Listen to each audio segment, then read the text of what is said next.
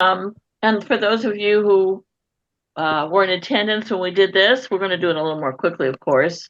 Always so important and grateful we had that opportunity. So to center ourselves and to make sure that we really don't have any riffraff with us, and so that we have the clarity and the experience of energy that we're really seeking.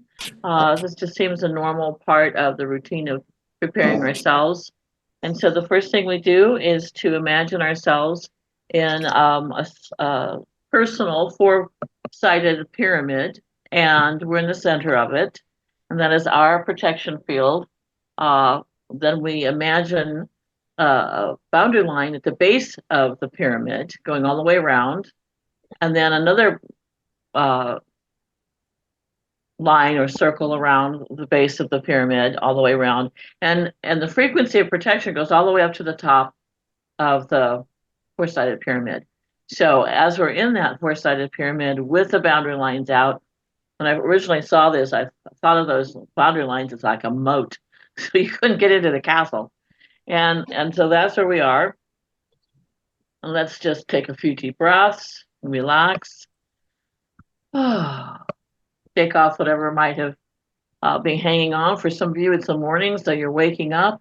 Still very interesting to wrap my head around the concept of being in the future and the past all at the same time, literally. And we just take the deep breaths, and as we do that, we clear off what I call discordant thought forms, psychic debris, things that are in the lowy, mucky, low vibrations, uh, things that come from toxic streams, the AI or the artificial intelligence contamination that's really very global right now, and anything else within our system. Maybe we have some things that are concerning us that are on our minds. Maybe we have some challenges. We're just going to let all that go.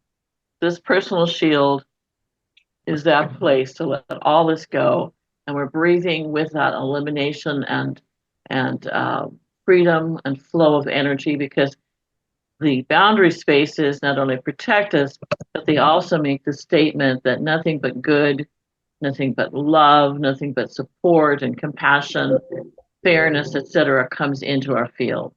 So that is what we're allowing to happen right now. We're just letting go. We're clearing off. It's like a wonderful cosmic shower. We're just feeling ourselves relaxing and being ready for an enjoyable day. And anything that is with us that doesn't belong with us, like if we have an extra spirit or two that really isn't necessary to this time period, we ask them at this time to step out, so that we are really with the energy and the frequency that is important to us at this time. And there's always a few that want to look, what I call the looky-loos, that are scragglers that really don't serve our highest good. So we just tell them they're going to have to wait out in the waiting room. But this is a very important presence. And then we go into the group shield, which is a much larger four-sided pyramid. At this time, the boundary lines become these, what we call EBWs, energy band waves. And the energy band waves are outside of this four-sided pyramid, but connected to it. And the first band spins clockwise. The second band spins counterclockwise. And the third spins clockwise. And as they spin, they take the space from the bottom of the pyramid all the way up to the top. And they spin at such a wonderful level. You can almost hear the frequency that is moving around us. And the purpose of that is to make sure that nothing comes in of a negative sort, so that we have this very pristine and protected environment where we have clarity, where we have peace, where we have order, where we can really feel healing and awareness and growth and joy and gathering. So we sit in this group shield where all of us are involved, We each have comfortable chairs to sit in, or if we want to sit on the floor, that's fine. But this is the protection of the cosmic kind to keep us in a very pristine, again, sacred space. This is where we meet those who are working with us, our guides, teachers, healers, and the friends that will be speaking to us and through us today from the stories, the questions, and the clips. And that's how we meld with those who are here because of this material. And we can really sense them and feel them as they come close to us in camaraderie. We'll just take a few more slow, deep breaths. And I think now that we are really, really prepared and ready for this time together. Thank you. Thank you so much, Jeannie. Could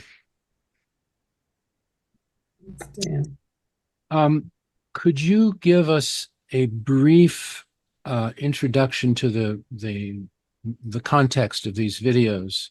This was December of 1986, shortly before Christmas of that year.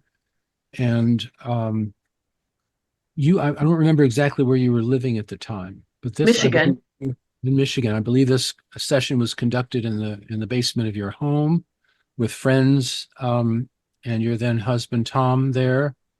Is there anything more specific you'd like to say about this? I'm not sure which one you're showing, so until I see it, I can't okay. speak to it. All right. Well, why don't we just jump right into this? Yeah, because then I can just. I was talking to Regina about it because I couldn't remember. We did several at the request of Senator Pell's office in Rhode Island. If any of you are familiar with Senator Pell's office, he was very much interested in the paranormal, and they had a whole group. They had a consortium of such a research, and through the connections that FMBR made, the Foundation of Mind Being Research made, we were asked to make some videos and asked the Challenger crew questions and such.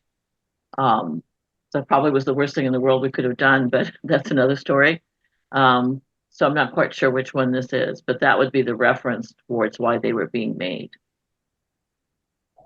Okay, well, here we go. I hope this works.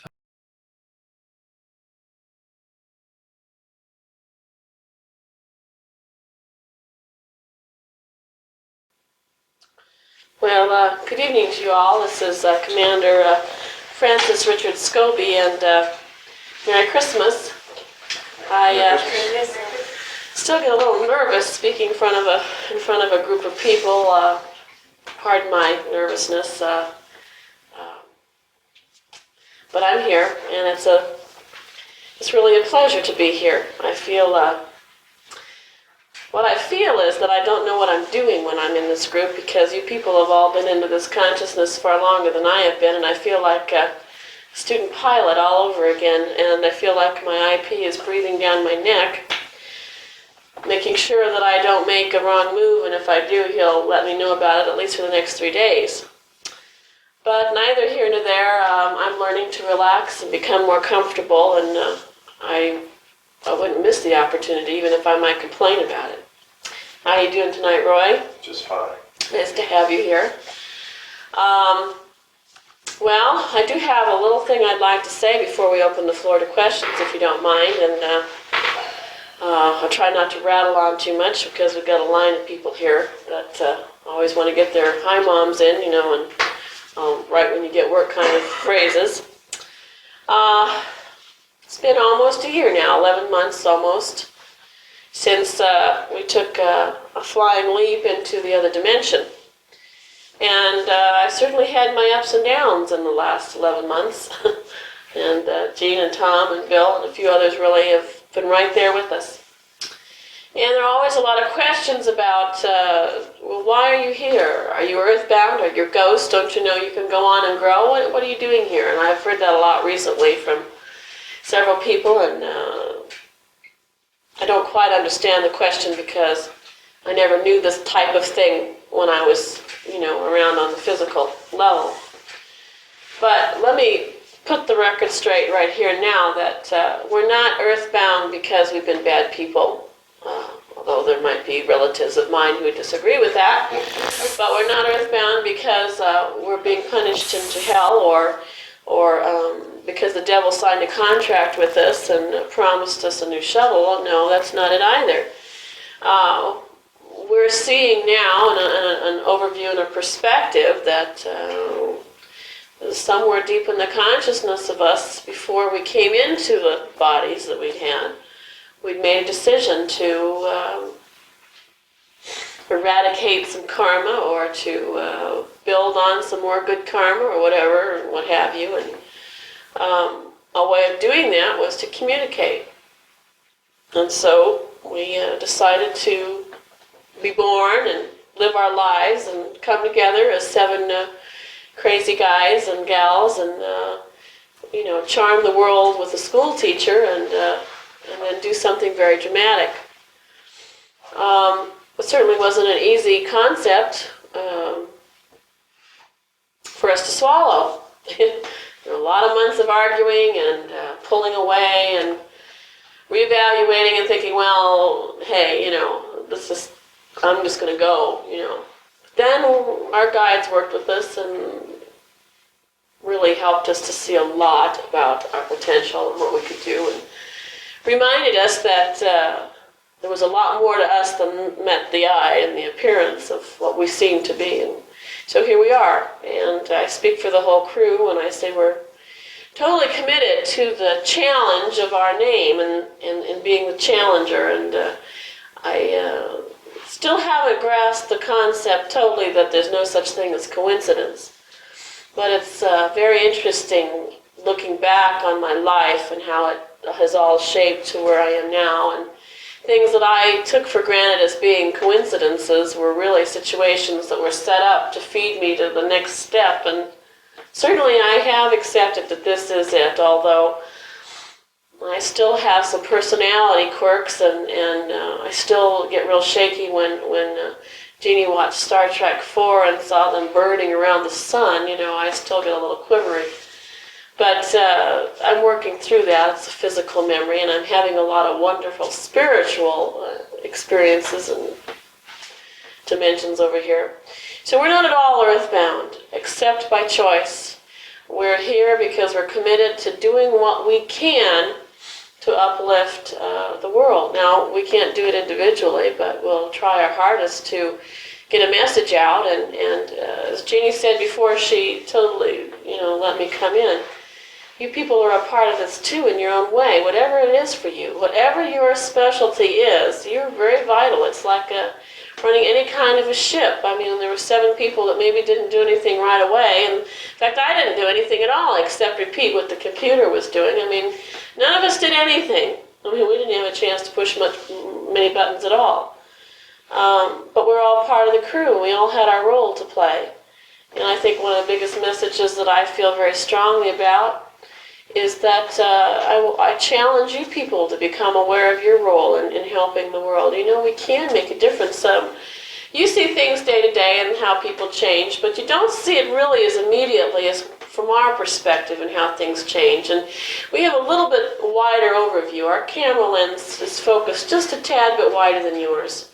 And it can be confusing because we're not dealing with linear time anymore, which was hard for me to get used to. But the point being that because of that, we have a vision to see how things are changing and how things are moving, and how good all of this is going to be and how good it is already. And if you speak up for what you believe in, you don't have to be a consciousness banger. I like that phrase instead of a Bible banger. You can call it a CB instead of a BB, I don't know. But you don't have to do that, but just standing firm in your conviction and not letting anybody sway you. Now, this is my personal opinion. It certainly isn't scripture by Dick, but I'm real committed to this, and I know that you folks can tell. But it's so important because there's so many people, one of the biggest frustrations to all of us has been our families, and I know you've heard that before. Certainly Jeannie's mother is a big frustration to her, but she doesn't let her get it down. She still thinks her daughter's crazy. But she loves her anyway. And, I've been around my family, and I've really tried to make an impression on them, and all I seem to evoke are tears. And I think, oh God, am I worth tears? I mean, it was that bad they have to cry every time I come around, They don't realize that's what's happening. I'm trying to let them know I'm there, and all they're thinking of is me in the past tense and not in the present tense. And so consequently the tears come, and it's damn hard to understand what kind of influence I really can have to be positive. So with my family now, I love them at a distance, and that's difficult because I've had to let go of them like Christmas. I hate to admit it, but I'm not going anywhere near my family over the Christmas holidays. And there's several of us that have made that same commitment. Some of the others are.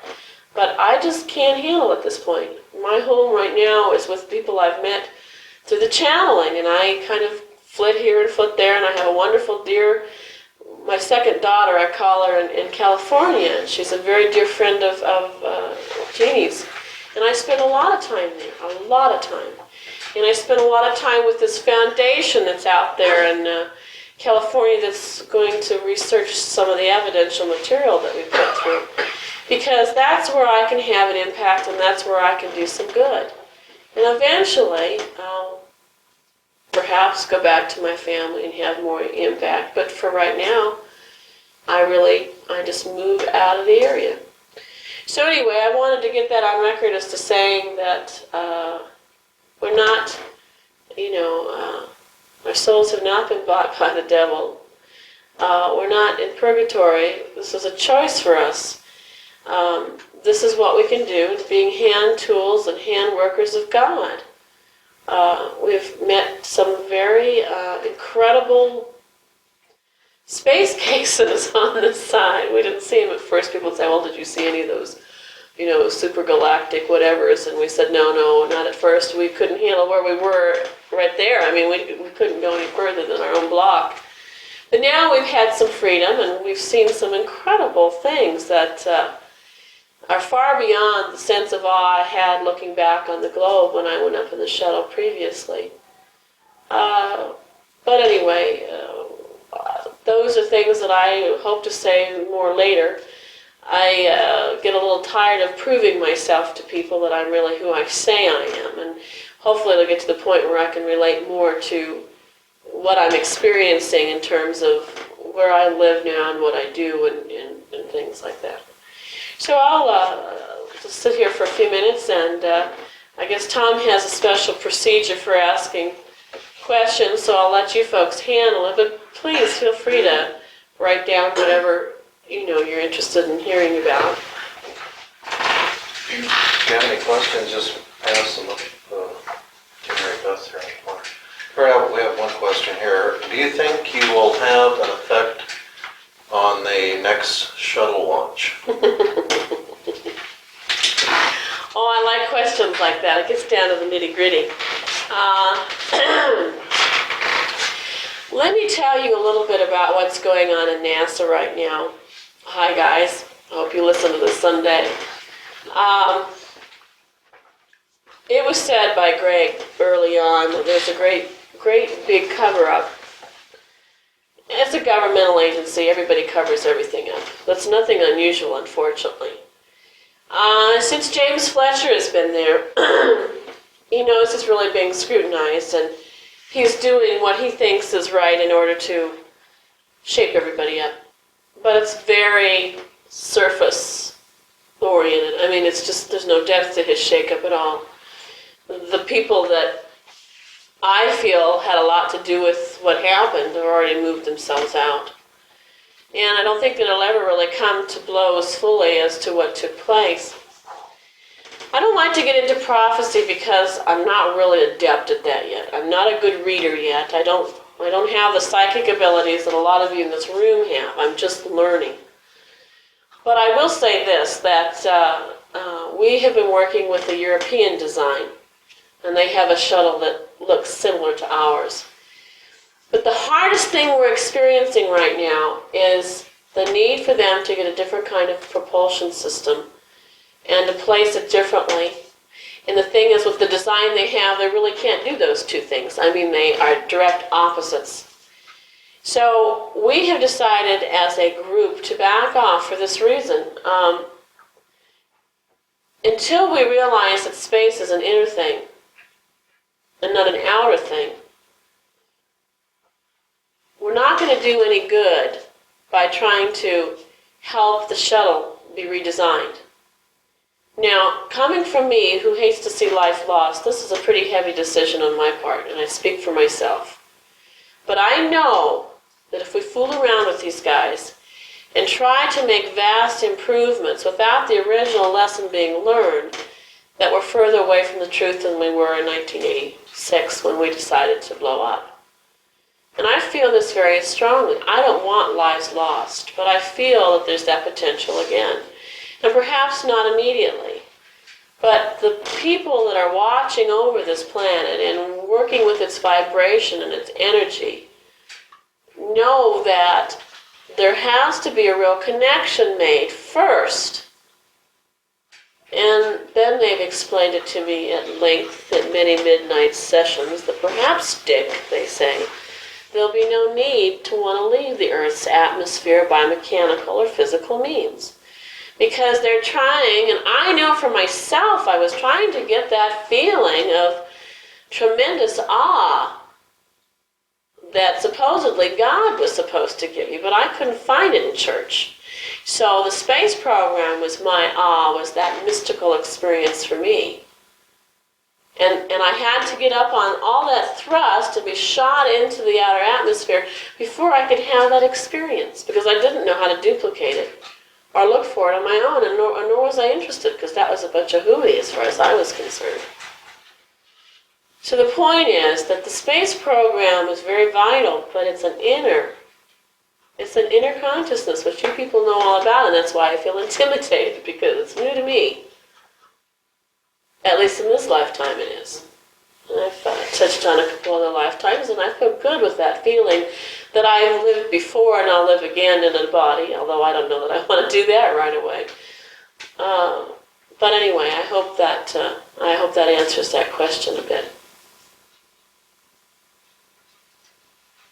You had mentioned you don't experience time linearly, so what kind of time do you experience where you are? Oh, space-time, Tom, what else? Not spaced out time. I think Well, that too. We were at your house for a while.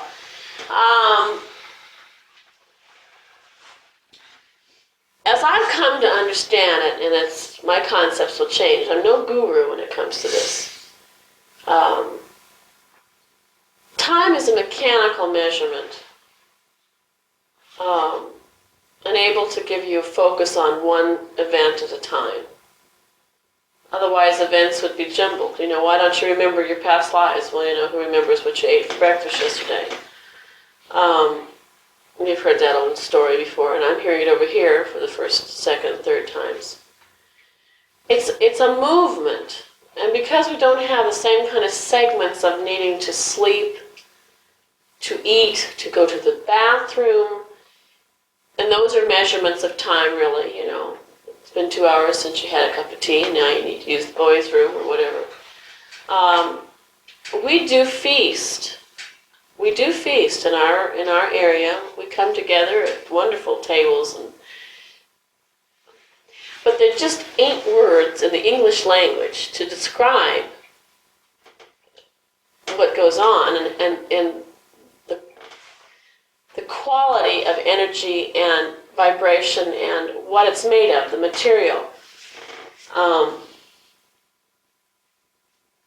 So time is more movement for us. It's again segments of activity, but we don't want to clock, because where I am, we're not ruled by the sun. Now, I have been to other dimensions where people have been living in a similar type of solar system where there are double suns and other things, and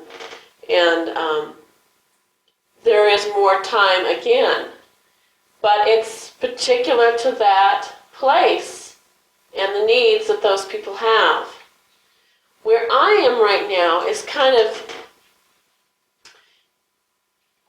interplanetary. I mean, it's a definite dimension, it's a definite place, but we don't react to sitting on the beach looking at the water.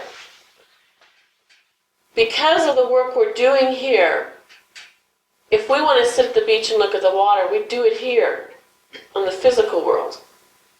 But otherwise, we're in a segment of energy. It's very comfortable. And we're practicing to think ourselves, which we can do very well now, into certain places whenever we want to. And we're also practicing to shut out when people think about us and pull us to them with a thought. Now, we were going crazy the first month and a half because we weren't allowed to go anywhere. We were being really well watched. But we were being pulled on by people thinking about us because of the trauma of the disaster. We didn't know what it was. I mean, we just didn't understand it. So like we were being pulled into 1,000 million different pieces. So I know I don't do a good job of describing this because, like I said, there just aren't the words in this language structure to give a feeling for the difference of the materiality of where we are versus the density of where I am working through Jeanne right now. We do have activities that register things being completed, but we have the freedom to go backwards or forwards depending on what we want to look at. It's almost like pushing the reverse on your VCR or pushing the fast forward. And we've talked a lot with Jane Roberts and with Seth, and man, that guy gives me a headache, trying to understand. And he paints these pictures, and we go off to schools and learn things and, do a lot of things there. And training, there's a lot of training in how to work with this dimension. So particularly for me, if I want to be off by myself for a while and I'm tired of interacting with my teachers or friends or whatever, I just go to a non-state. It's just like I put myself on hold for a while. And I say, time out, and there I am. And then from what Seth tells me, on that holding pattern, then a part of me can go into another dimension and space out somewhere else, while a part of me is on hold. And it's like a level of dreaming, and then that other part of me comes back, and then I become conscious again, and I may or may not have a memory of where I was, because it's the most incredible Christmas tree. I mean, it just keeps going up and up and up and up and up and up. And there's all these layers of myself that I just get dizzy thinking about sometimes. Like Greg tried to understand all this real fast and got indigestion so bad. I mean, it was just pathetic. He became a real zero space case for a while because he tried to integrate and understand where he was going all at once, and it's just a blowout. So I don't know how that helps the time thing, but it's relative to our environment, and I hope someday I come up with better words, but until that time, that's the best I can do. So the image that I was getting as you were talking was Oh, thank you, Tom. Alice in Wonderland before the looking glass. But it's a maze of looking glasses and all reflecting back. Right. Thousands and thousands of images, but each of those is a different reality. Like there were 1,000 different wonderlands that she could have gone into. Yeah, and we were really well watched over and guarded. Say hello to whoever's on the phone. Oh yes, we're just talking to Dick Scobee. I'm glad you guys laughed. It's funny too. My wife never thought I was interesting enough to have people listen to me talk. So nothing was helping much. Now people are coming in to look at Dickie do his thing, and I think she'd laugh her head off. But we were very well watched over at first because the expression was to planet Zircon. We would have gotten out there, never gotten back. We don't have the skills for it. We still don't have the skills. We have just the skills for a couple of dimensions. And I'm content with that right now. I've got all I can handle at this point. But I know eventually I'll drift out. For a while, we got real frustrated. For a while, we could not meet with Jeannie out of her body when we first went over. I guess that was the first 3 or 4 months. It wasn't really until the end of May, the first part of June, that we began spending consciousness time with her that we were remembering. And that was frustrating because we wanted to talk with her more on our terms rather than having to meet with her through her physical body. So it's now, now we don't want anything to do with her. So I'm just joking. Well, if there's nothing else, then... There is one more. Okay. We could hold it for the next. No, that's fine. I like my time. Okay. Do you have a language as such, or how do you communicate with each other? I've always wanted to say that. Very memorable. Gee, I could tell all sorts of lies and nobody would know. I can see why people would think we're crazy, because I wonder too sometimes. It depends. You shouldn't tap into your wife that kind of image, Tom. I'm getting these Star Trek images of these strange beings, It's more thought because the body is different. Because we don't have to move lips like we move lips here or move the hands like we move them here. The whole procedure is different. And your wife is reading something, what is that weird book with that young chick and that guy? She just picked it up at the store the other day, the paperback that's kind of thick. Regina gave her the other 2, Tom. Come on, Tom, wake up. That she about likes. the caveman? Right, okay. And I don't read the book with Jeanne, but because I'm so enmeshed in her consciousness at times, I experience things with her. And she's reading the Mammoth Hunters. Right, and that's what it is. Anyway, I believe that, and I get this from Regina too, because she's really into this, and her husband is too. It's more like the caveman stuff where there were these thoughts, although we don't grunt and groan unless we're wanting to be ridiculous. We do have sound, though, and we do talk to each other. It's just that the mechanism is different. It doesn't require as much effort. And there are places where they just communicate just thoughts. It's just straight out, here it is. But it's really a mixture for where we are right now. We're still integrated so closely to this pattern of energy that we have not lost all of the physicalness of us. And we really choose not to right now because we're not strong enough individually to go on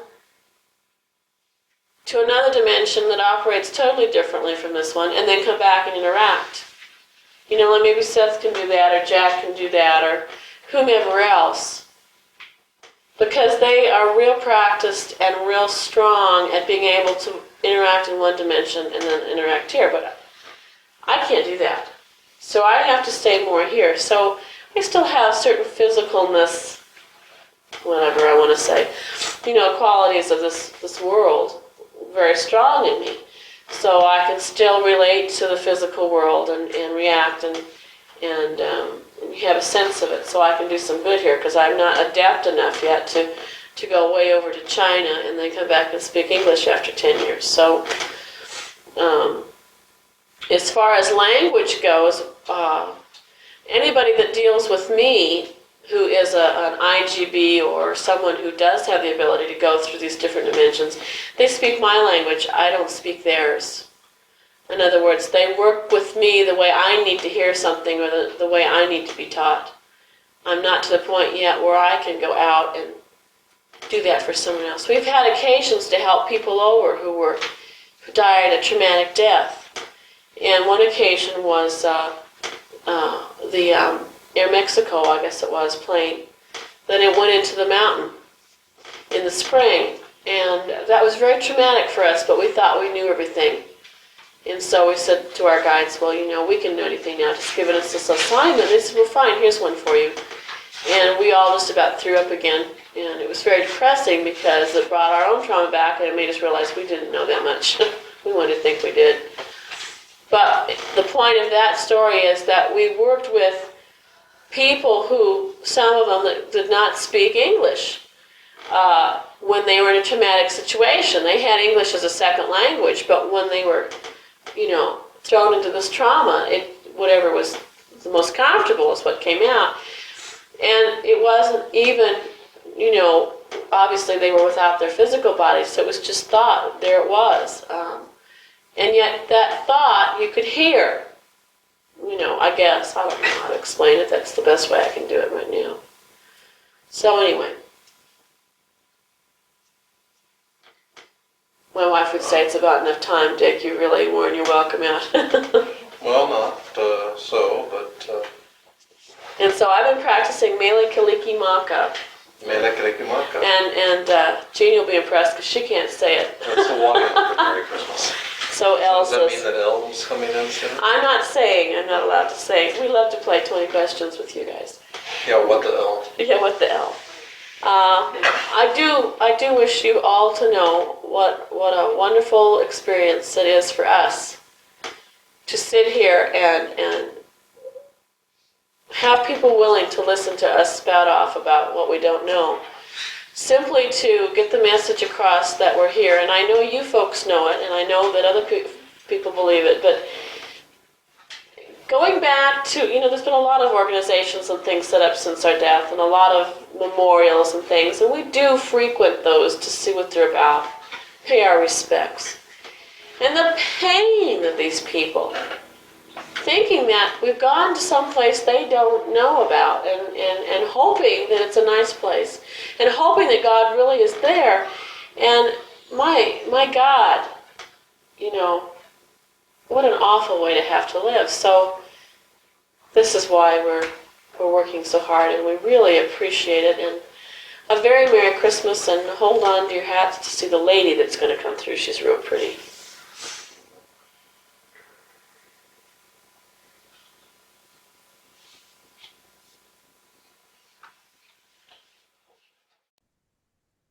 Well,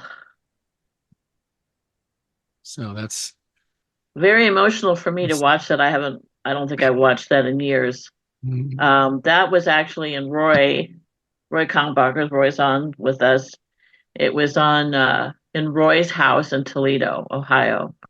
And he had a cloth up behind. He had a nice big old house and he was rebuilding it. So that's the one I had hoped that it was, and I'm glad that's what you showed, Dan. So that was quite a time, and yeah, I don't know what else to say except that it brought back incredible memories to me. I had 4 daughters, and my youngest twins had just turned 4, so I was very busy with 4. Kylene was 6.5 to be 7, and Jordana was 8.5 to be 9. So I had a very young family like Regina did. People at the time when we didn't have Google or anything like that would say, well, you must have just looked up all their information somewhere. I'm like, oh yeah, we had lots of time to do that, young mothers. If we just spent all the time in the world in the libraries going through stuff. Like, I didn't even know they were launching until a couple of days before, when they, launched for 73 seconds, and that was it. But it was something. I really, this morning before Mary Beth and Regina and I were on the phone, and we're talking about the spirit being with us today, because they're all excited when we have a format like this for them.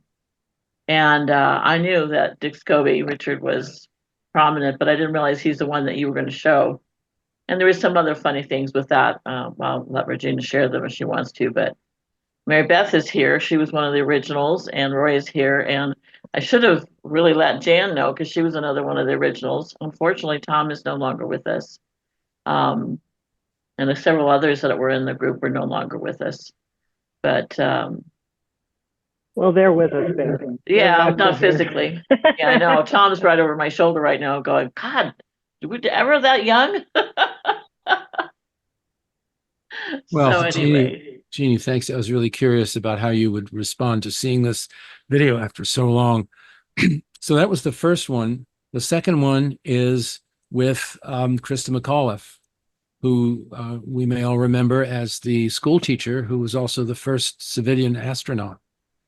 And tragically, her life ended very, very quickly after this launch. So unless there are more questions, I'd like to go right into the second video before too much more time. Dan, can I just make the point? There's only 10 minutes left of the main session.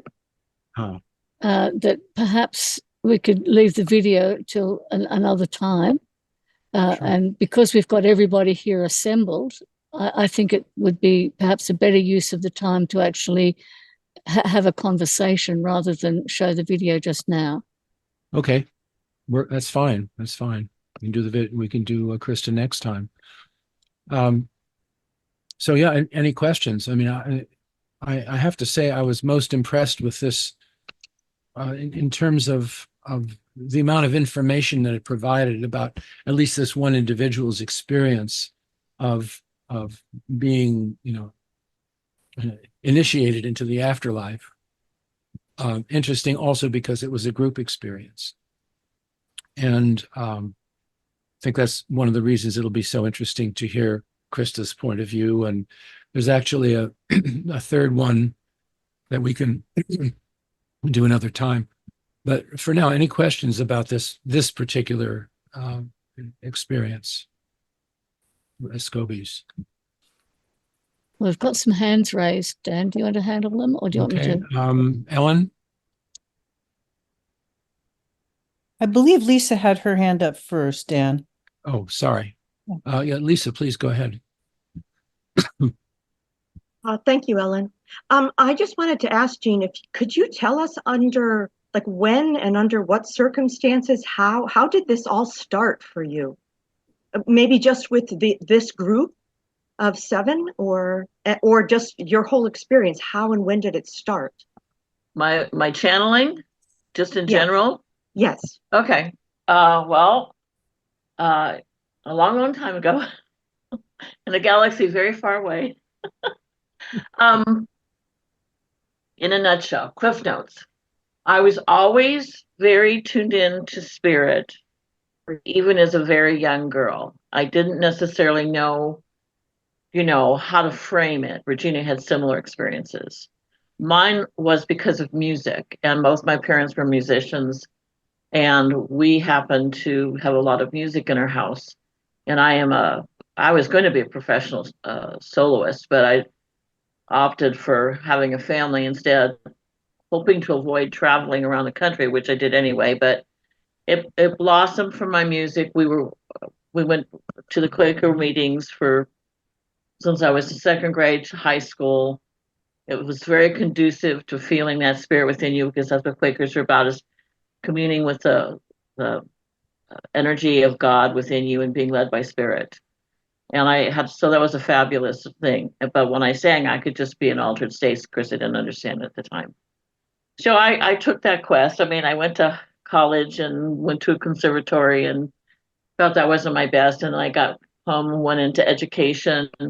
I wanted to explore myself more spiritually. I just really wanted to know about myself as a spiritual person, about God, etc.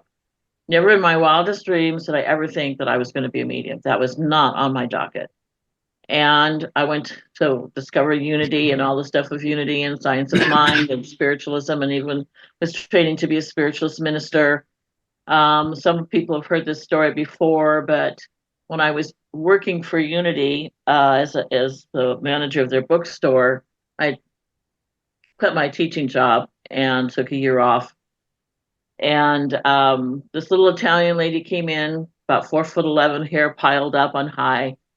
And she goes, I'm looking for Jeannie. Are you Jeannie? And I said, yes, that's me. She goes, well, I'm a spiritualist minister, certified. And she said, in meditation the other day, I got your name and was told to come here and introduce myself so I could teach you everything I know.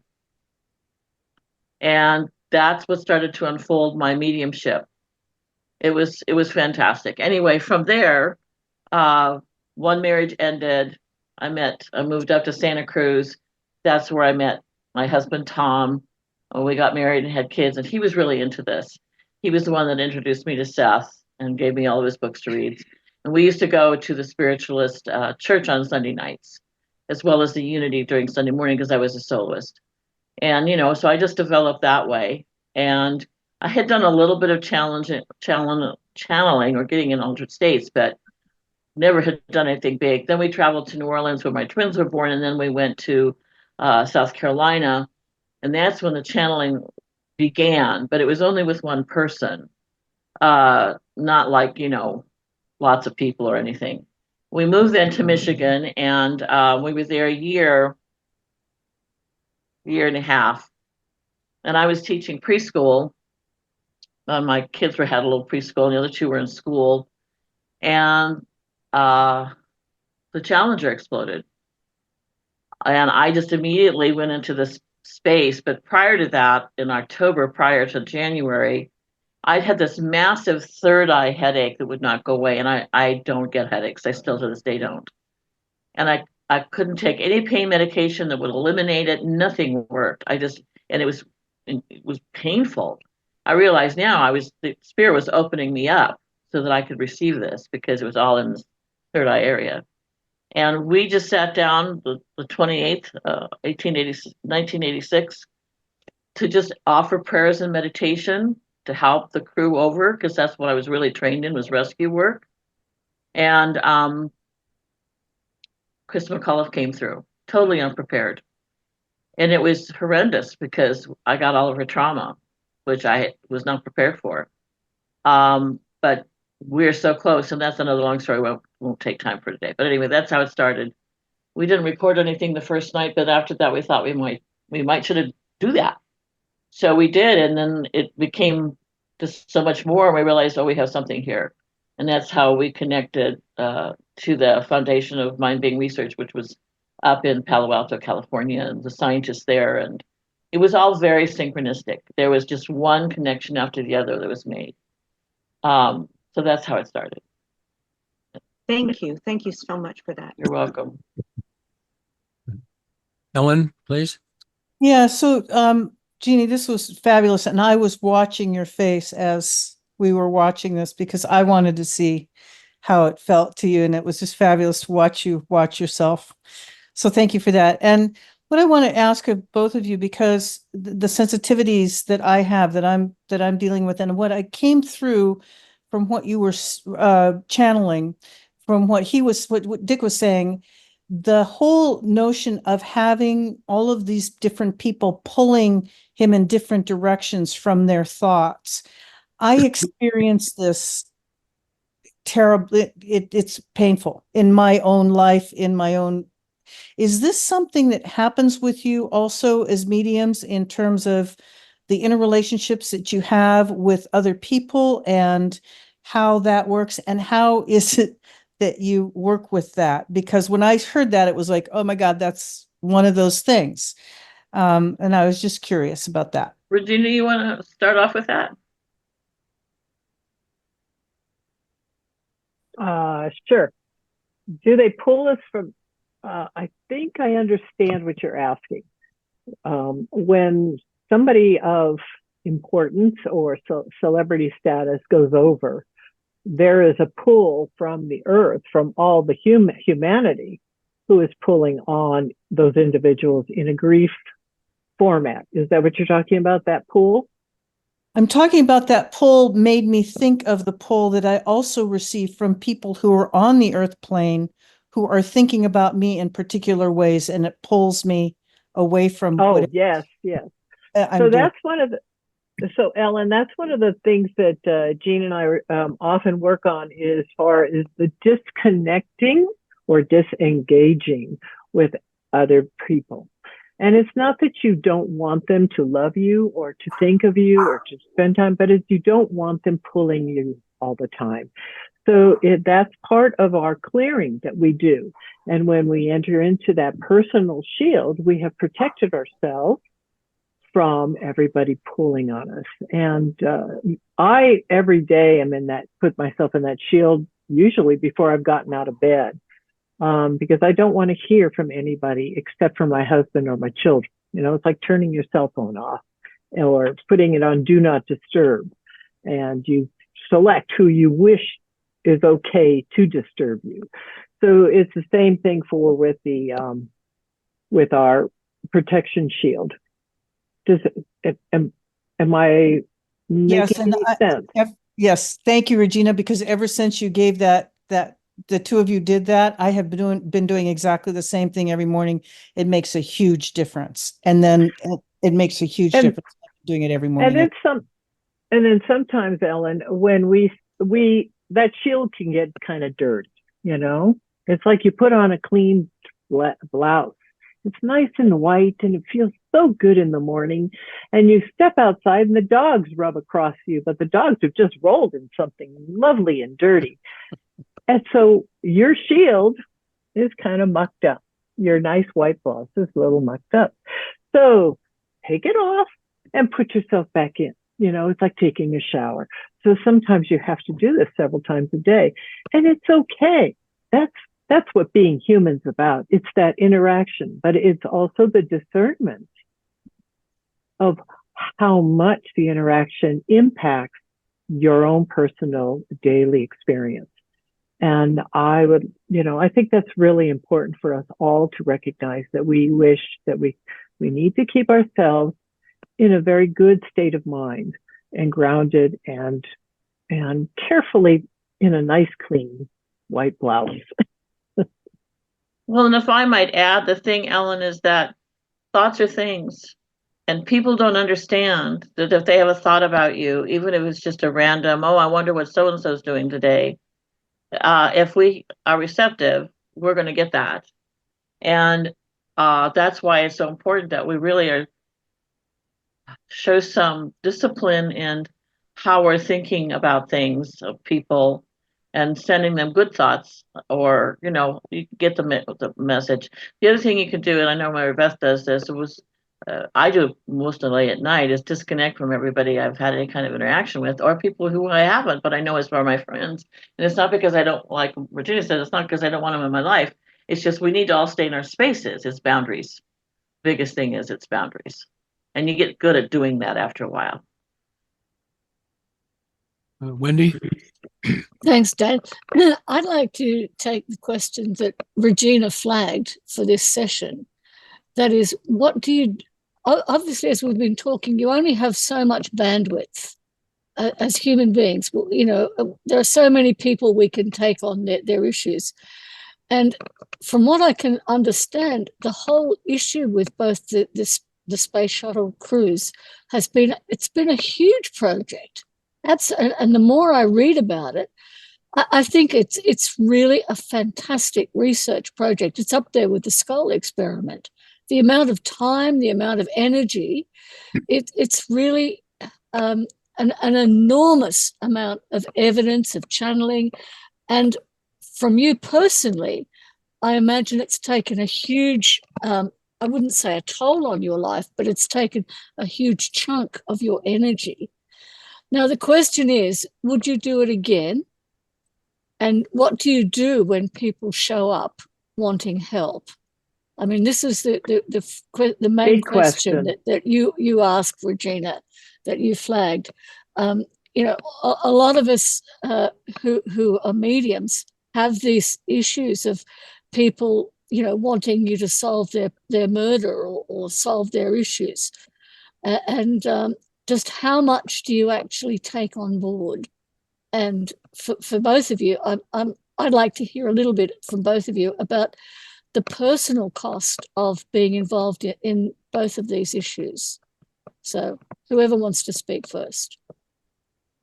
Gina, you can go ahead while I compose my mind, which is all over the floor at the moment. Well, I would do it again if I know what I know now. But I didn't know anything when it started. naive. I mean, I knew the process of channeling. I knew protection to the best of my skills. I was well taught for the time, but I was not. I mean, the only education I had was what Jeanne had shared. I mean, I've been talking to spirits since I was a child, but I had no education as far as understanding the complexity of a channel. And although Jeanne had channeled quite a bit before the Challenger, she had channeled spirits more than personalities.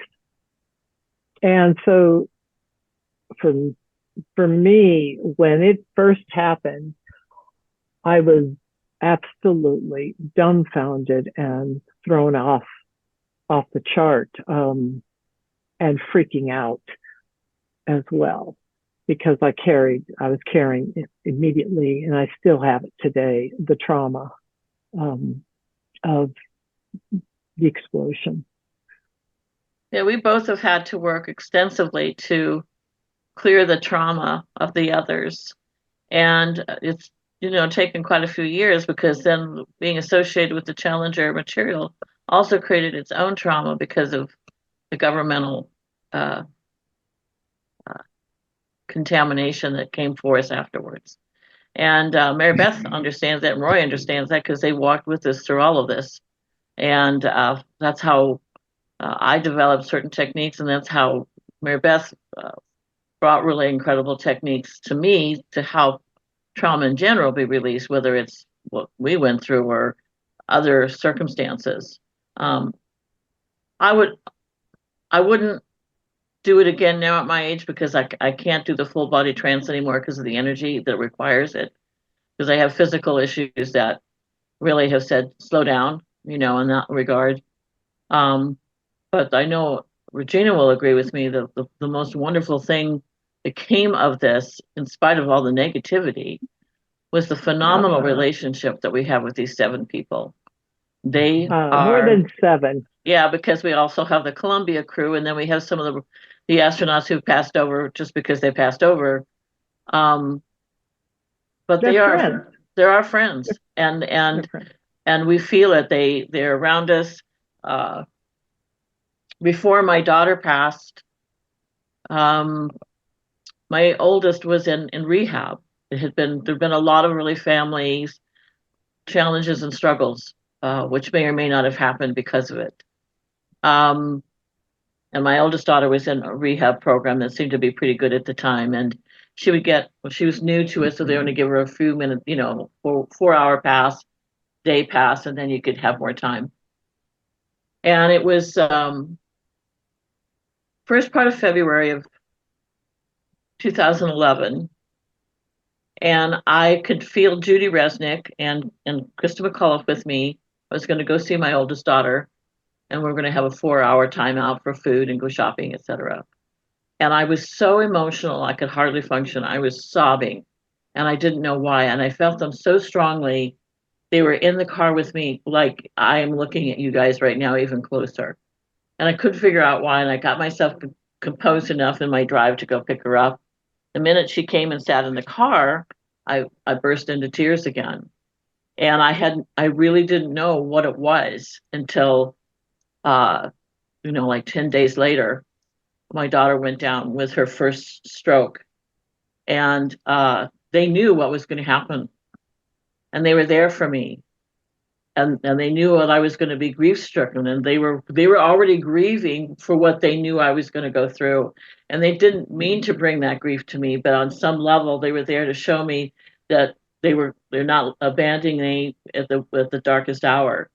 And things like that. There were other things that weren't necessarily so intense, but they always were there for so many occasions to support us, to be with us, to walk with us, and just be present in our lives. And it's the friendship, beyond anything, and the commitment to the mission, which is we never die. And that's really the strongest message of all, is we never die. We're infinite beings. Regina, did you want Jean- to add anything to that? Would I do it again? Yes. Would I do it knowing what I know now? You know, I'd have to do it again without knowing what I know now, because it definitely impacted my life, my day to day. I was assaulted for this and shot at and egged and all sorts of other physical things from people who'd seen anything or heard anything about what I was doing.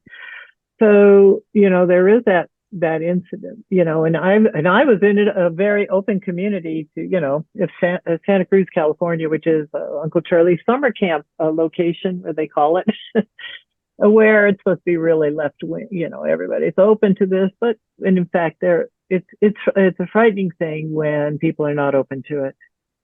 And so I actually stopped. I didn't stop communicating with them. Never. That has never happened. I never stopped communicating. I just stopped communicating out loud. And but they're in my life, and they're still now of course for the last since 2017, when they heard that FMBR was going to actually put the transcripts up publicly.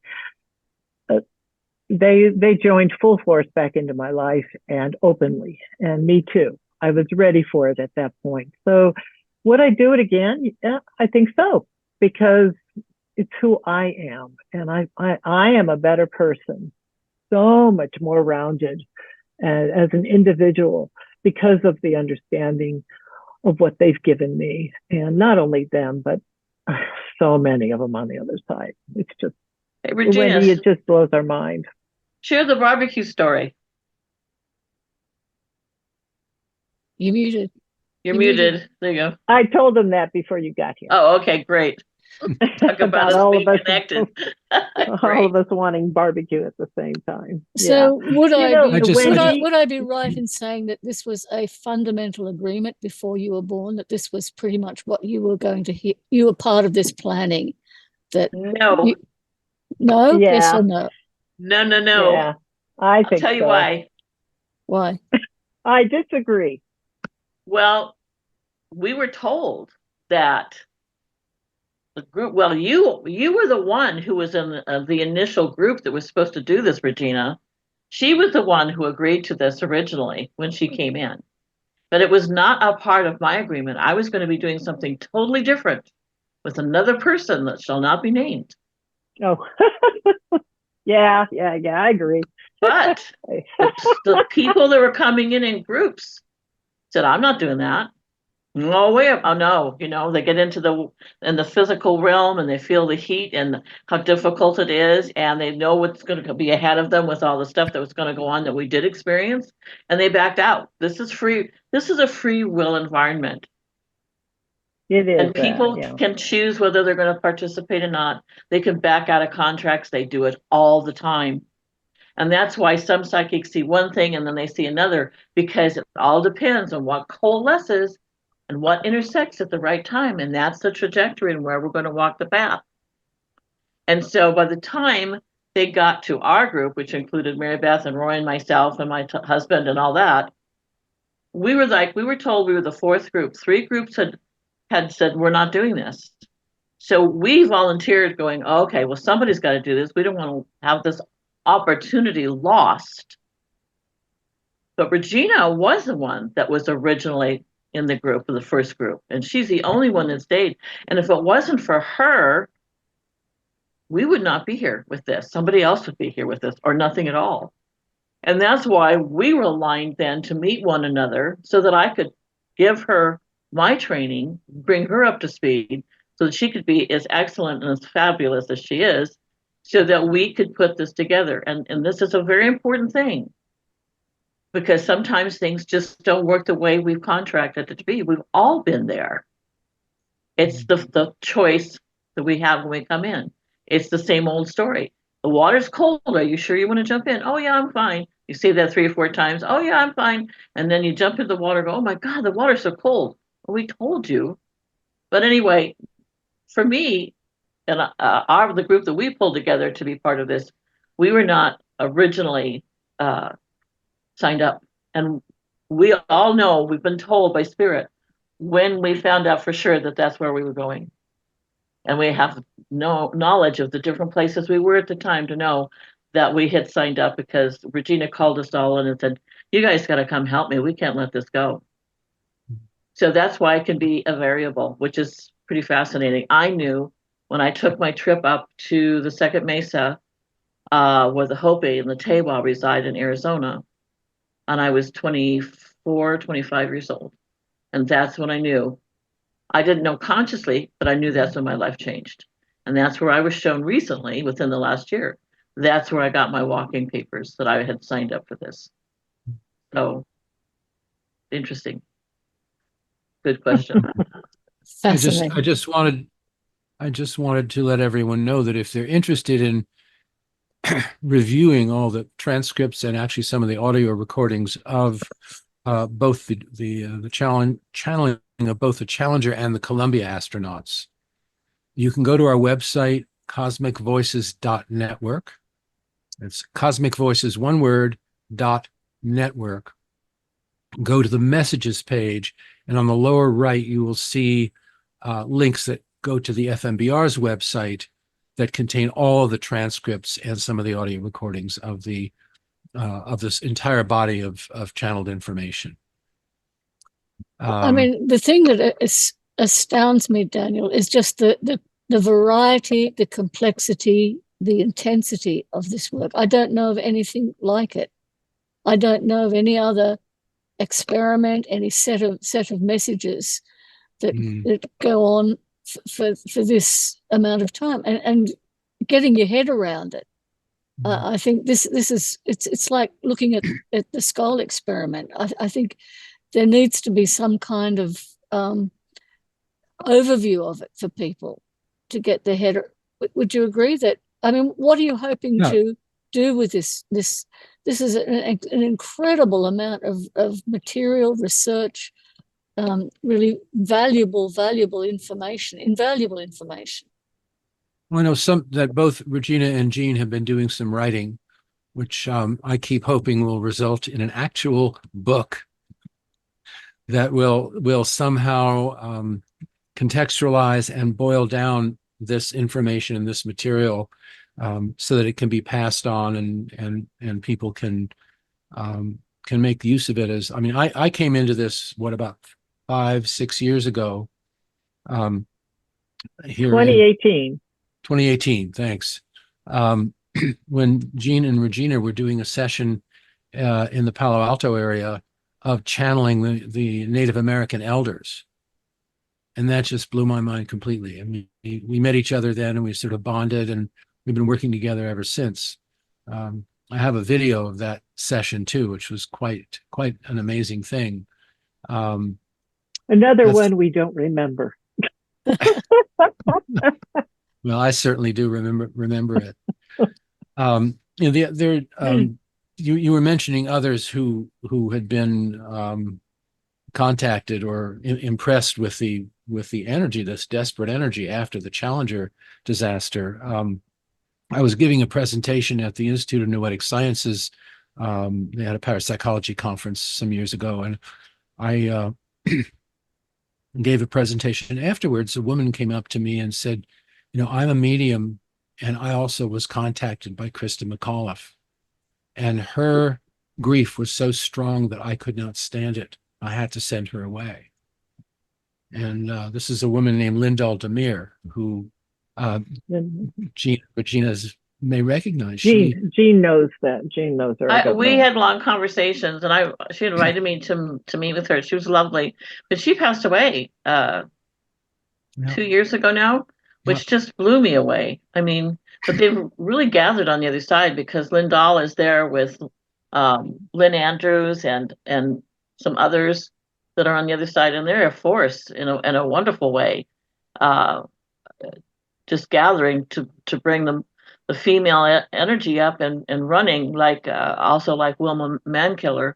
And it was I felt really sad when Lyndall passed, because she really wanted to meet and totally understood that that's what was going on. There's nowhere in the playbook that it says spirit can only go to one person. Spirit goes wherever they feel they can communicate and are welcomed. And I don't have any kind of contract over any of the beings that come through me. I wouldn't even hope uh, to try to rein them in. One of the elder people that was in our group at the time, Eva Thayer, she had experiences with Krista because she was doing some wonderful work with one of the school districts outside of San Antonio with her More We Than Me book. And she had Krista with her. I mean, of course, Krista's a teacher. She's going to go. Um, because the first thing that she said through me was my children. And she just wailed like you would if you're a mom and you've lost your children.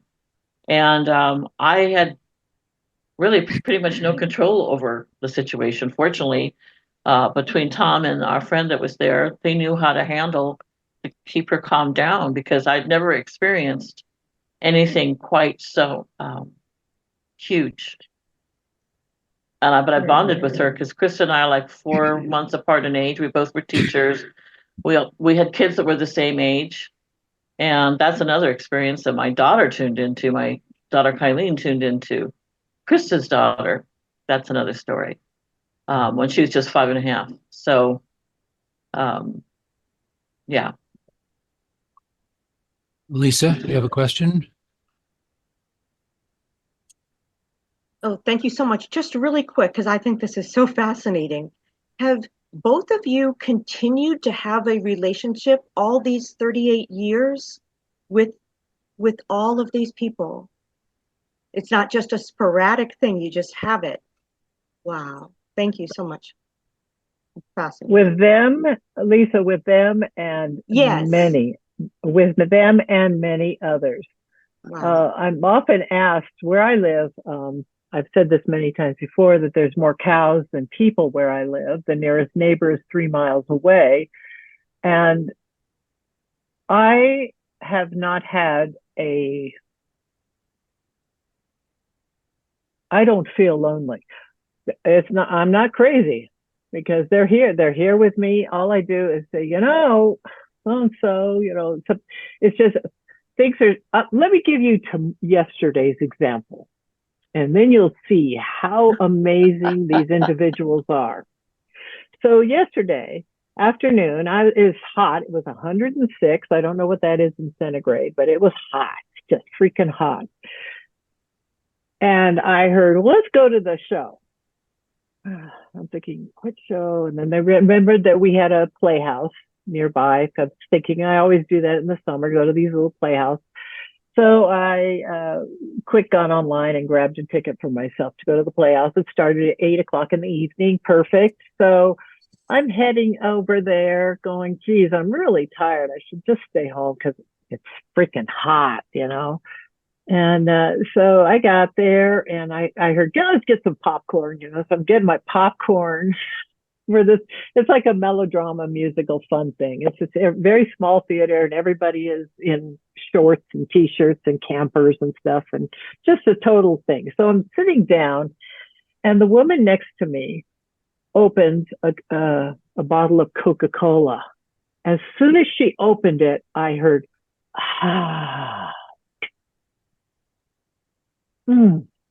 just smacking her lip. And as the woman was drinking it, I was tasting the Coke.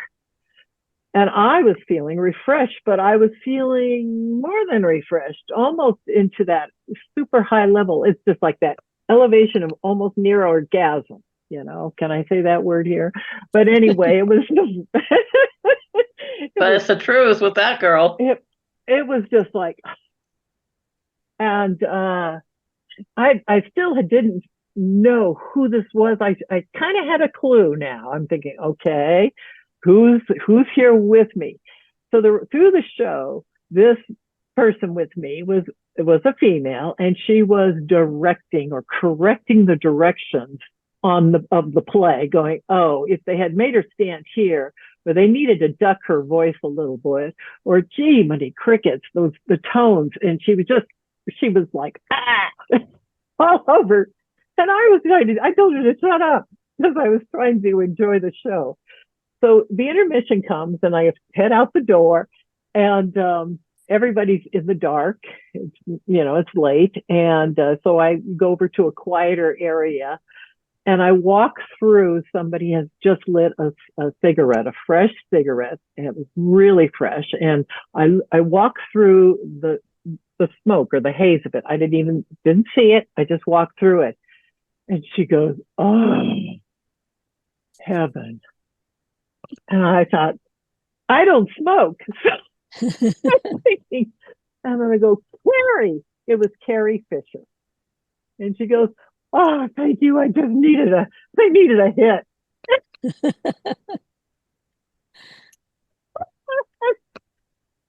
She's been with us quite a bit. Carrie's done a lot of stuff with us. So anyway, if you wonder how, I didn't ask her to join me, but she wanted to, and she's a friend. She's a girlfriend. Wow. Wendy, you had wait a minute. Sorry. The highlight to this is I went to bed, turned my phone off, and when I turned it on this morning, I saw at 11:30 that Dan had sent me an email regarding Carrie Fisher and her bun hairdo. And I thought, now she was working the lines. Carrie was working because Dan had gotten the message as well. Now, isn't that funny? Fantastic. Dan, I'm trying to lower my hand and it won't lower. I don't know why. I can do it from here. There you go. Thank you. I think Candace had her hand up and I withdrew her hand. Candace? You have to unmute. Hello. Hi. I just had a question. This conversation is bringing this up.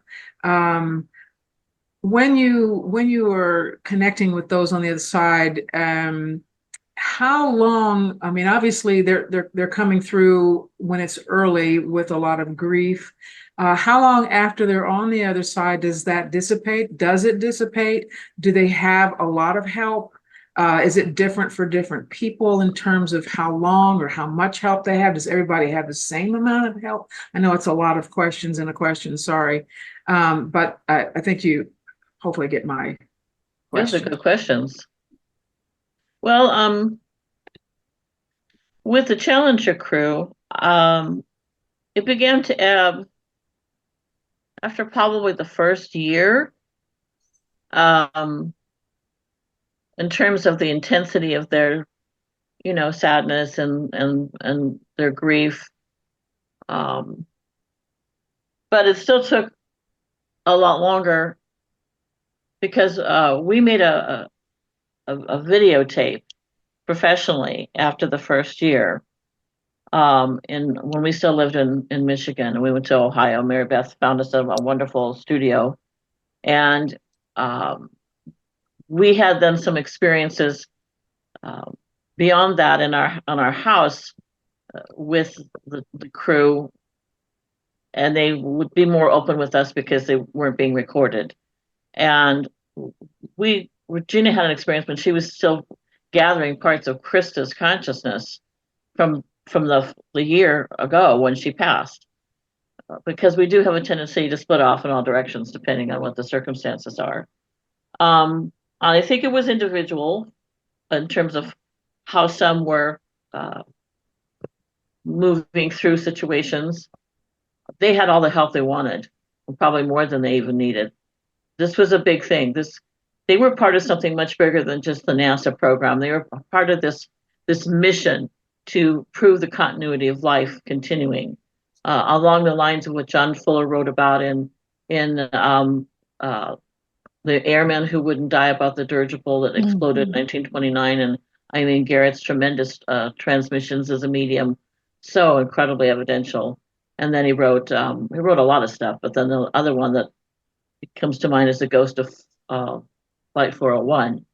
And So they were part of this mission to continue, the life continues. And of course, Edgar Mitchell has done his part with that too.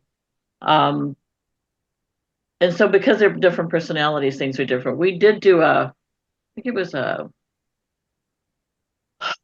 want to say a 20-year channeling with a small group of people that I chose, with the crew. And it was interesting because they were much more their light body than they were their personality, which kind of surprised me, because one of the things that they had committed to was keeping themselves connected to the personality. So when they would come through and prove themselves, they could. Like Scobee had said there, he still wants to be physical so that people would recognize him and his mannerisms and such. So I think it's a very individual thing. Certainly there's a lot more joy now. I mean, how do we ever get over certain things, or imprinting that goes on psychologically, mentally, emotionally? But they certainly are much freer than they were all those years ago. And it was a process for them like it was for us, but as Dick said, they had more scope immediately. You just see a little more. So, some people that go over take a long time to get over themselves. It's just very individual. I don't know if that answers that question, but those are good questions. Yeah, thank you. Gary? Yeah, well, shameless plug, but I just want to remind people that Regina and Jeanne did a wonderful two-part interview on our podcast, Soul Explorers Podcast. You can find it on YouTube. Just put it in the search bar and it'll come up.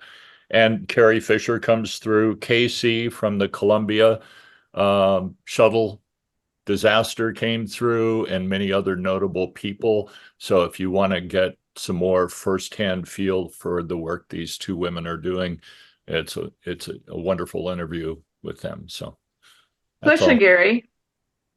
What's that? Question for you. Sorry, Yes. folks. When is the Seth thing going to be up? 2 weeks from Great. today. Yeah. Just so people get a sense that I do other people. Sure. Yeah. And Jeanne did independently of Regina an interview bringing Seth through, which will be released in 2 weeks on Sunday. So we released another one today with August Goforth, which is a really good interview. So join us on there. Click like and subscribe. Okay, I got my shameless plug in. Thanks, Gary. Thanks, Jeanne, Gary. you mentioned Eileen Garrett, and she was obviously a very brilliant transfer and research medium. Do you know if she had the same relationships with the people that she was bringing through that you've had with the people that you've brought through? I have no idea. But you know what? The person that also was very wonderful at the same time. Oh my God, Regina, help me. I'm going to forget her name. Oh, I'm talking about Estelle? the medium, Estelle. Yeah, Estelle Roberts. Estelle Roberts, yeah. Estelle Roberts, yeah. She was the other one that came through and was a British medium.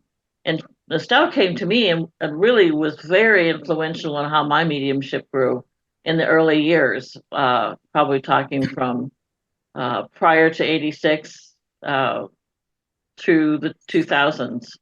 She was my real gatekeeper and my director. And then she went over to Regina. So Regina's had incredible experiences with her too. But I have no idea with Eileen Garrett. I knew her through the work that John Fuller did, because John Fuller was going to write the book about the Challenger material. And I had met him several times, just a wonderful, lovely man. But he died, like half a dozen of people that were trying to do this. That's the other part of this, is that anybody that was really going to speak out about this, whether they were psychics or scientists, it didn't matter. A lot of them were taken out one way or the other. It was more than circumstantial. I mean, it was more than coincidence. And so a lot of the FMBR research, when you talk about Wendy wanting to do the research and getting this all together, they tried, and they hit a wall so many times, or people disappeared, or they just weren't interested, or they died, and they would die suddenly. It would be like, what happened? I mean, there were just really big things that happened that prevented this from really being a cohesive project. And after I was approached by Senator Pell's office and told to stand down, I did, because I knew that wasn't going to bring us anything good. I mean, there's more to the story than that, but we were being hunted. Jeanne, excuse me, didn't the harassment stop after the public hearings were held that got into the whole politics of NASA and so on? It continued beyond that. I wasn't aware of that. Thank you. Oh yeah, in fact, that's where I really first discovered the meaning of psyops. And that's part of what Regina, she had her own experiences and I had mine. I don't want to take the time today for this, but just to let you know, there was energy that was definitely being thrown at us. And it'll be in the book. Yeah, it tore my family. So when you ask me would I do this again, it tore my family apart. Yeah. And the infiltration was very obvious, and you could experience the darkness that was, and it's because we were not supposed to be channeling the astronauts. They all had their own group through, I don't know that it was Senator Pell's office, but there are agencies within the government. Well, NASA has trained psychics for remote viewing, very much accepted. And Greg Jarvis wouldn't speak publicly when I would channel all the others. He would not come through me for a year, and admitted that he was the one that was trained in the remote viewing, so that if anything, the comms went down or anything bad happened, he could then connect with whoever was in that agency that he'd been training with. And so that's what brought us the ire of it, was because he was trained, but he had no voice in this because Spirit brought him to us. We didn't go looking. And he apologized later. He was kind of ashamed of the fact that they had entry into us because of Greg. And I just got that right now, that not only was because he went to them, Regina, but because they had his imprint, they had his psychic signature. And I just now have the full body experience of why that was so dire. And I'm just kind of all of a sudden blown away more than I ever have been. And that's how they got into influence us with all the work that they were doing on us. Really destroyed our family. So there's been a lot of forgiveness, a lot of stuff that my family endured that was, like when you say, would you do over it again? But I want to know what I know now to protect my family. I just was so naive about it. So, yeah. Oh, well, I just learned something new. Thank you, everyone. Did you Now, get wasn't this also just briefly, wasn't this also an issue among the crew themselves? Because the crew had trained together for so long, they were a family, and they only discovered that one of them had been psychically trained after they died. Right. And this is something they had to resolve, because it felt it was kind of a violation of their relationship as a family. Right. And the weird thing is we didn't know about Greg Jarvis being trained at all until I was here in Nebraska, and I was driving the road to go in and take care of some things.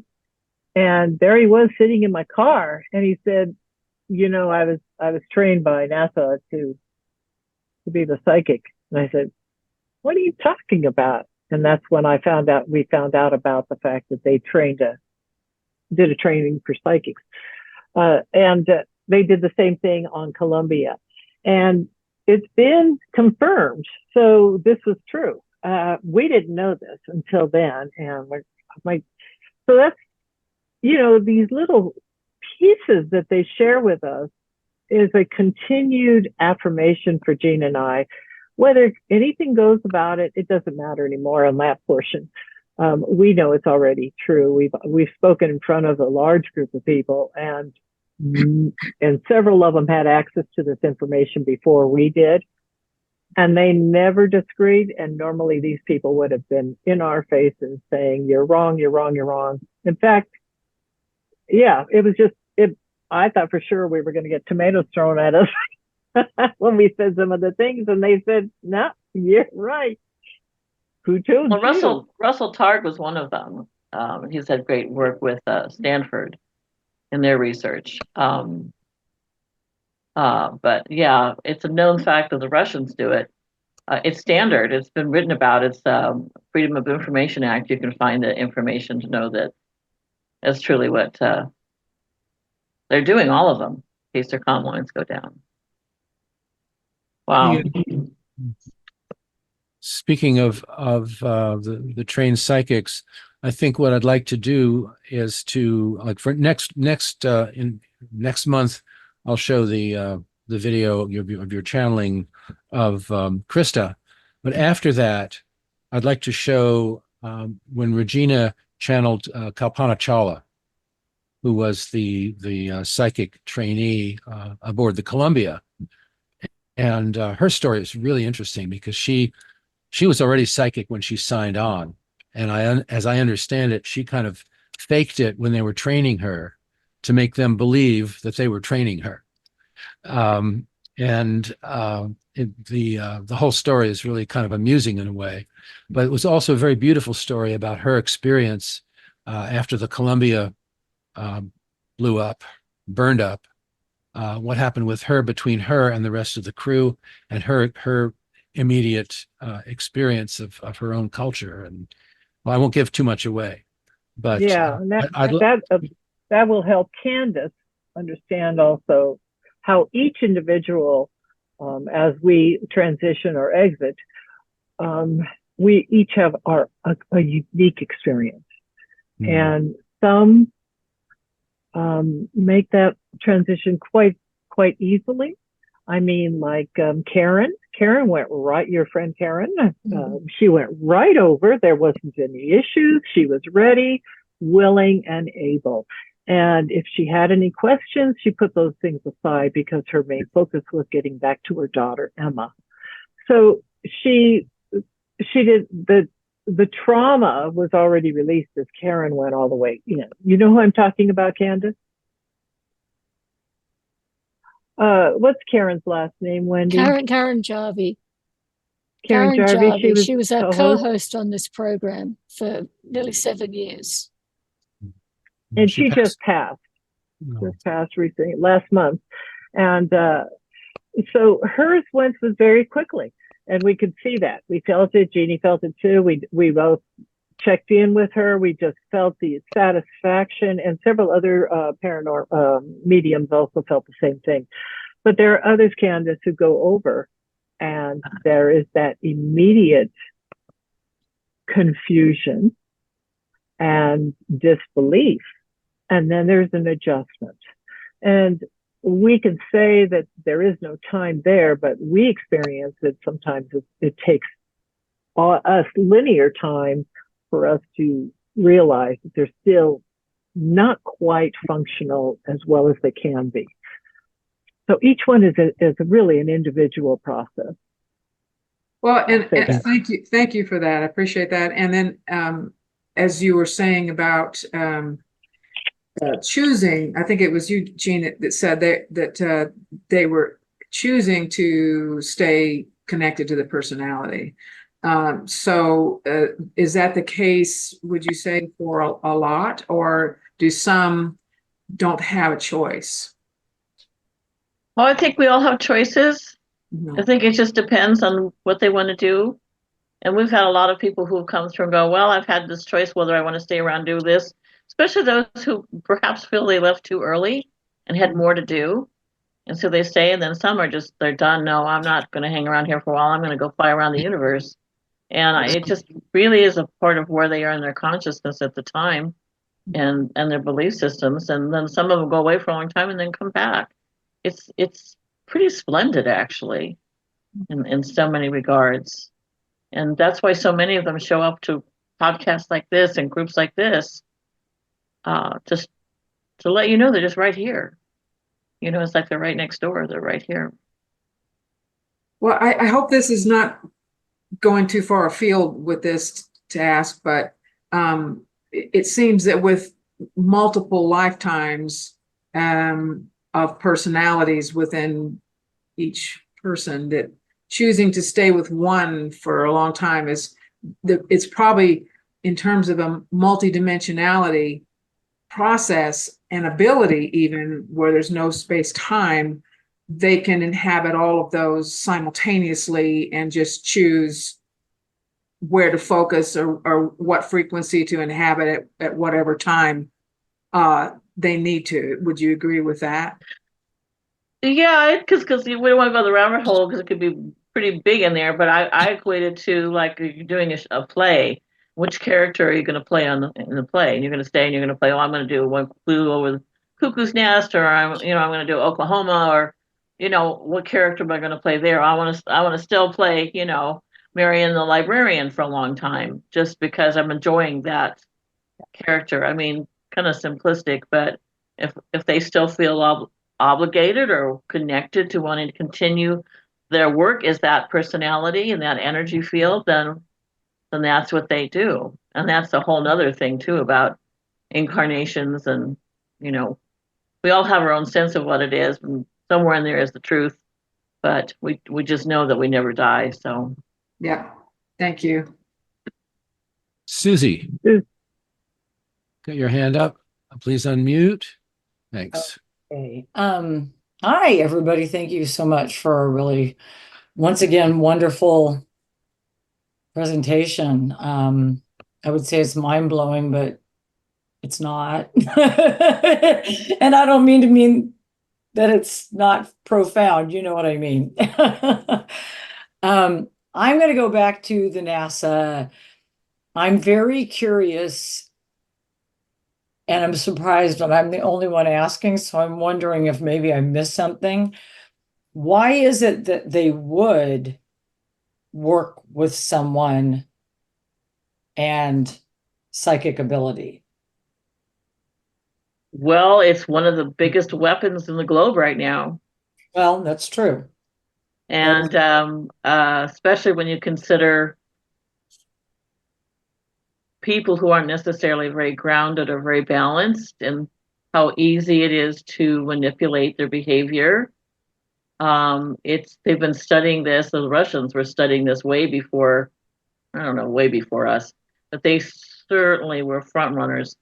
There was a big book that came out called something rather behind the psychics behind the Iron Curtain or something. I'm not doing well by it. The psychic discoveries, psychic behind, discoveries. behind the Iron Curtain, and two American women had researched, just phenomenal. And they have, what's that movie that they reminded me of? One of my clients reminded me of The Men Who Stare at Goats. Yes. The psyops, and they're doing that. And so, the mind is the biggest thing, to be able to control that, to be able to harness the energy. And the mind stuff's been going on forever, and so they found this was a great tool to use. I mean, they've used it in the Army. I've known people who've been in the program and have been totally messed up. They did the Montauk work where they had over 3,000 children who were basically orphaned or had no family that they took over and were training. That's a horrible story. Very true, very documented. It's been harnessing the mind has been going on for who knows how long. Jeanne, I have a question. In the case of the shuttle cruise, wasn't the story, at least ostensibly, that this was an experiment in case communications went down? I wouldn't say experiment. It was training in case the communications went down. I am still personally trying to absorb what I just got, the fact that I knew that Greg was trained, but I never made the connection until now, all these years later, that was because of that being open still and not knowing about psychic signatures at the time, that's how the PSYOPs program had entry into my world. I thought it would have been done but it wasn't. That's how that programming worked, to follow the energetic as a frequency, And it's well known in the 1980s, the government or an agency of the government people were trained to go in and find the marks of the energy of the psychics. They did not want evolution. They didn't want awakening. They didn't want epiphanies. They didn't want light. And this is all part of the Freedom of Information Act again. So they were instructed to go and mess with the psychics, to interfere with them so much that either they thought they were crazy or they were disreputable or they got sick or something. So they would not be able to come forward because we were here in mass. So think about that. Yeah. True. Okay. So, and what was his name? Stuart something or other, the guy that survived the training from Montauk. Still, I could feel the scars on him energetically. He said what he's done to make up for the fact, or not make up for it, but having a purpose in life, because he was one of the young boys that was trained, is to go around the country teaching people how to be strong in themselves, be self-aware, to be self-awakened, to understand who they are, so they're not vulnerable to this kind of infraction. So they're not able to be manipulated. So they know their higher self, they know their God self, they know their sacred, whatever it is that we want to describe, that higher energy and power and expansion of consciousness, and that people know who they are. And that's a plug for the class that I want to teach, is to really get rid of those parts of us that no longer stand in the trajectory of our higher nature, that would impede us because they might be vulnerable to this kind of energetic. And, I know people say, oh, well, if I'm just in the light, no, that's nice, but that's not going to keep you from this kind of thing. So anyway. Okay. Hey, thanks, Susie. So Regina? my hand is up, but it's not about a question. It's, again, this is all in regards to if you have any inkling that you're mentally being visited that you don't want, get yourself in your shield. Get yourself in your shield. And, we have these wonderful individuals on the other side who are more than willing to help us at any moment. All they wait for is us to ask. And that's really the bottom line. We have to put our egos aside and say, help, help, help. Because, boy, we need help. We really need help. Mary Beth? Thanks. I just wanted to say, as well as getting in your shield, to change your psychic signature on a daily basis. That's so important. And tell them how you do that. You just say, change my psychic signature. Thought is everything. Yeah. I do a visualization to do that, and it's almost arbitrary I have my own special one, but there's it's like a geometric form that's above my head, and I simply change it to another geometric form. It's a very easily visualized.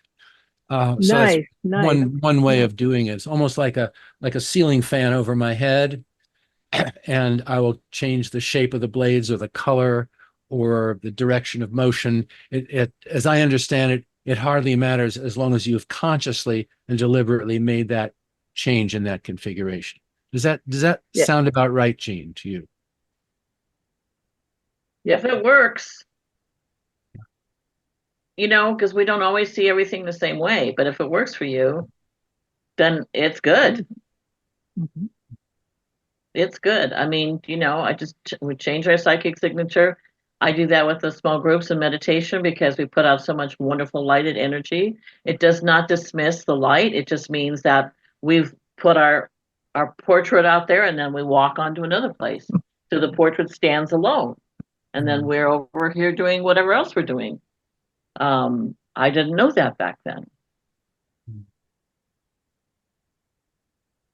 Wow. Big question. Any more questions?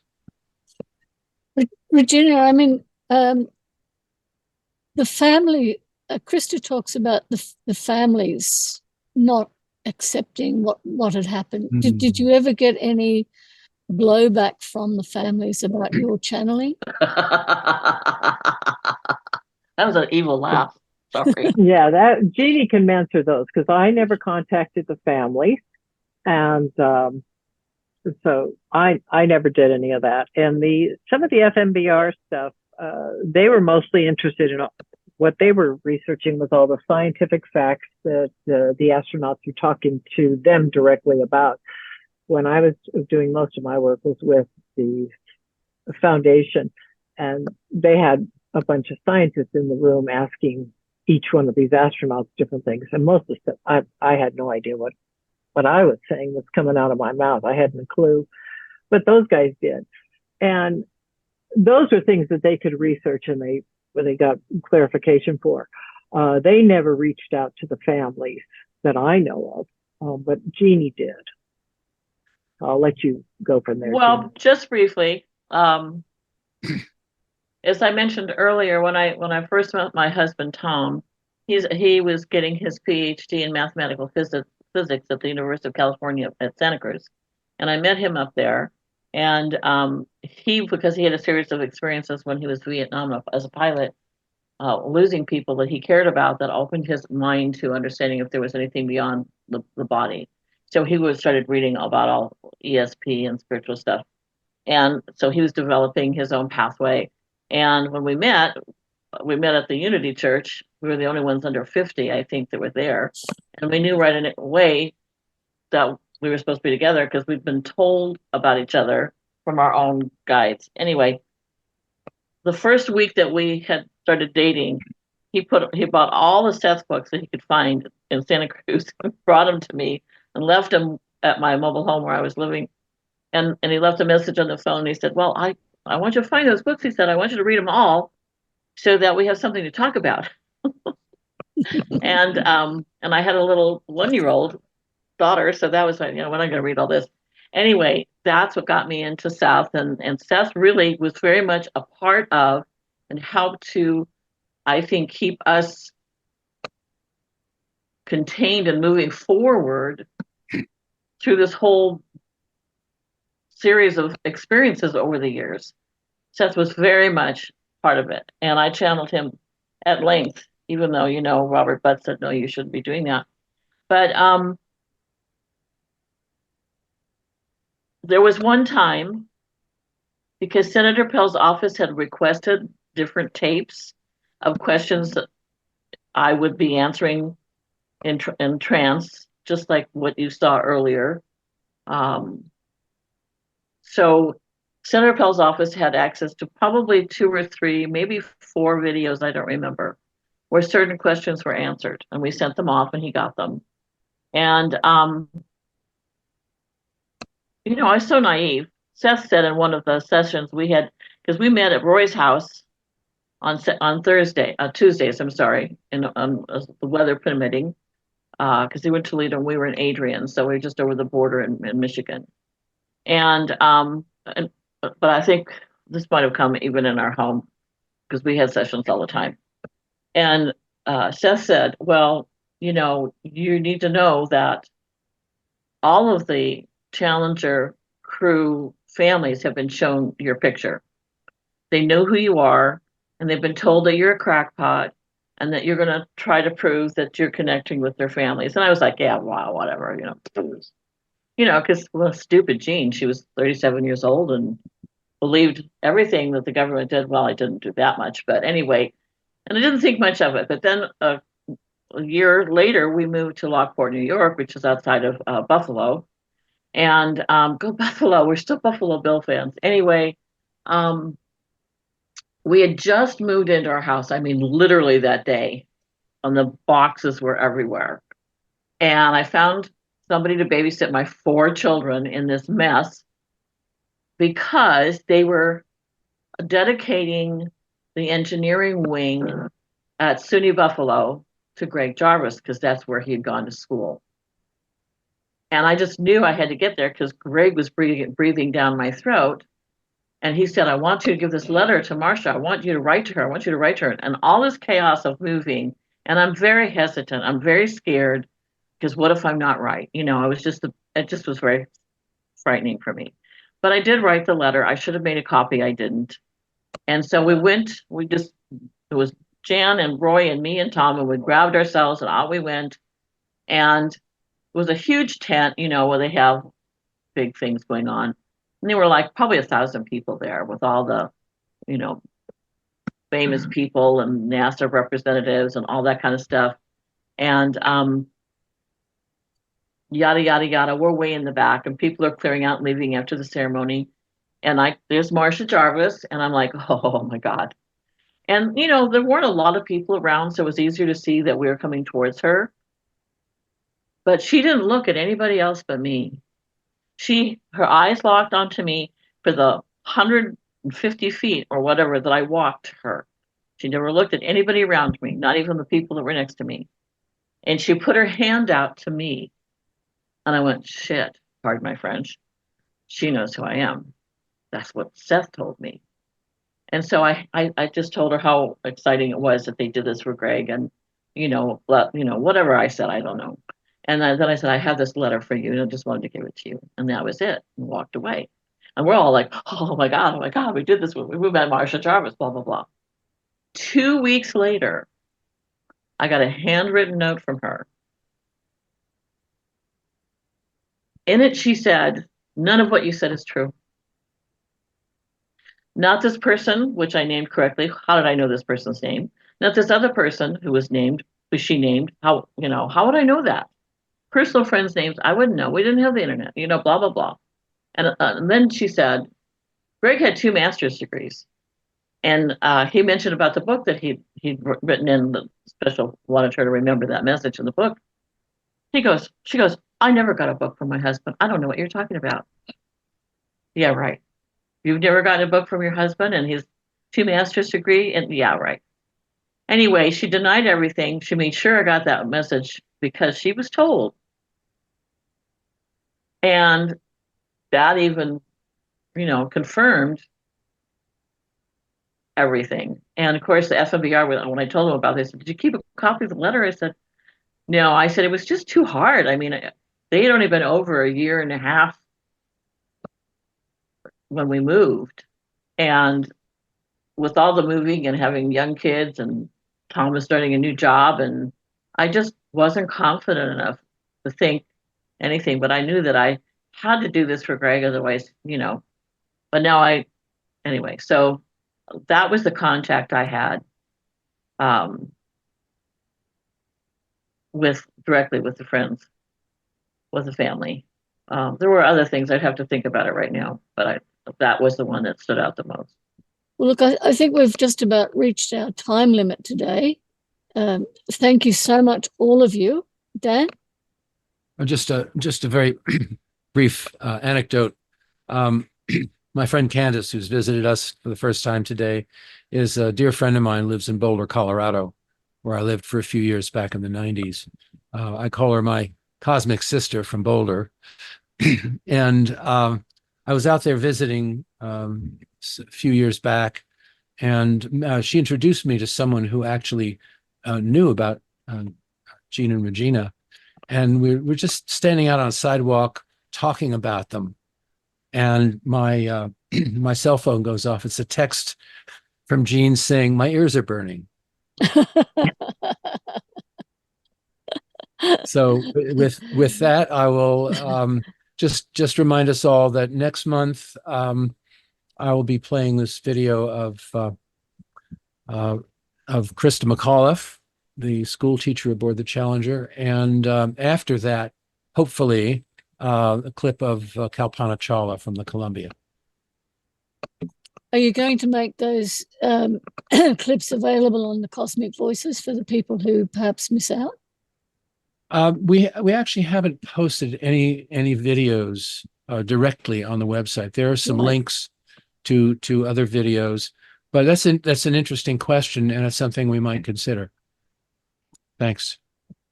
I think it's a great idea, Wendy. Thank you for suggesting that. And thank you to all of you. Just it's just a thrill to be able to feel your energy. Before we sign off, we know we have to step out of the group shield. So if we're ready to sign off, Wendy, let me know so we can step out of the shield. Jean, I think we're ready to do that now. Would you like to close this up for us? Yes. So it's very simple. Again, we talk about disconnecting from people. So the first thing we want to do is, we're in group form and we want to just disconnect. So all we need to do is think that we're disconnecting from everyone in the group. And then we are changing our psychic signature by that intention. Our psychic signature is changing. And I can tell because I can see all of your psychic signatures going boom, boom, boom, boom, boom, boom, boom, boom. So you're really good at what you do. Congratulations.